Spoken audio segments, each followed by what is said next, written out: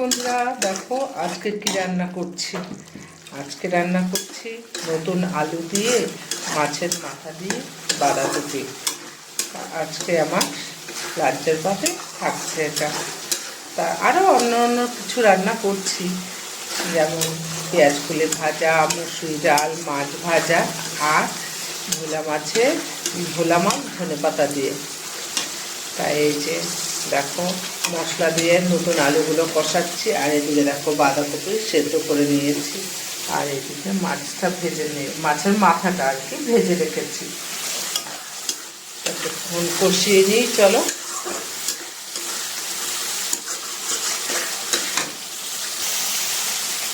কষানো হয়ে গেছে মশলাটা অনেকক্ষণ, মশলার গাপুকে দেখো তেল ছাড়তে শুরু করেছে। এবার বাঁধাকপিটা দিয়ে দিই। বাঁধাকপিটা দেওয়া হয়ে গেছে, এবার মশলাগুলো বাঁধাকপির গায়ে ভালো করে মিশিয়ে নিয়ে দাঁড়াও। তা নতুন আলুর না আমি খোসাটা ছাড়াই না, নতুন আলুর খোসাটা না ছাড়িয়েই আমি রান্না করি, আমার বেশ ভালো লাগে।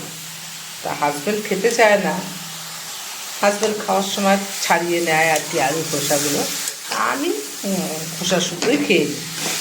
তা তোমাদের তো প্রথম থেকে ভিডিওটা দেখাইনি। তা মশলা কী কী মশলা দিয়েছি: জিরে, ধনে, লঙ্কা, আদা, এলাচ, দারচিনি আর টমেটো পেস্ট, আর সাদা জিরে আর তেজপাতা ফোড়ন দিয়ে দিয়েছি।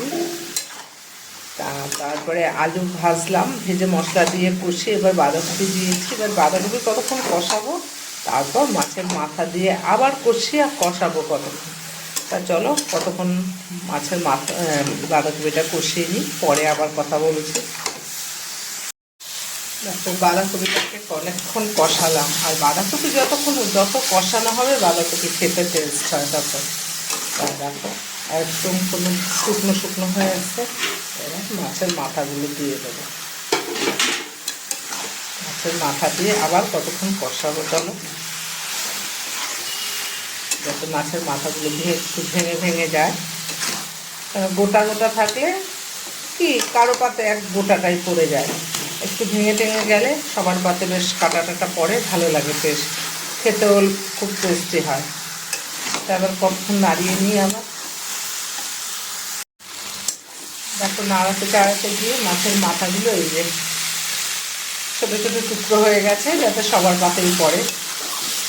তা এই যে বাঁধাকপিটা হয়ে গেছে আমার, এখন ঘি আর গরম মশলা দিয়ে দেবো। ঘিটাকে গলিয়ে নিয়েছি। এই বাঁধাকপির মোচা এরকমভাবে জিরে বাটা দিয়ে করলে না, একটু ঘি গরম মশলা না দিলে ভালো লাগে না। তাই এই যে একটু ঘি আর গরম মশলা দিয়ে দিলাম, আবার কিছুক্ষণ নাড়িয়ে নিই। তার ঘি গরম মশলা দিয়ে দিয়েছি, যা গন্ধ বেরিয়েছে না গো, দারুণ। এবার নামিয়ে নিই চলো। আমার এই মাছের মাথা দিয়ে বাঁধাকপি রান্নার রেসিপিটা কেমন লাগলো একটু কমেন্ট করো। তোমরাও এমন করে রান্না করে দেখো, খেয়ে দেখবে দারুণ লাগে। রুটি, পরোটা, ভাত যেটা দিয়ে খাও না কেন দারুণ টেস্ট হয় খেতে। নামিয়ে নিই, এখানে হাজবেন্ডের খাবার ঠান্ডা হতে দেবো তো। বন্ধুরা, তোমরা যদি আমার ফেসবুক থেকে দেখো তাহলে আমার আইডিটা একটু ফলো করে দিও, আর যদি তোমরা আমার ইউটিউব চ্যানেল থেকে দেখো ভিডিওটা, তাহলে আমার সঙ্গীতা সাহাস ব্লগ নামে চ্যানেলটা একটু সাবস্ক্রাইব করে দিও। ভালো থেকো, সুস্থ থেকো, পাশে থেকো।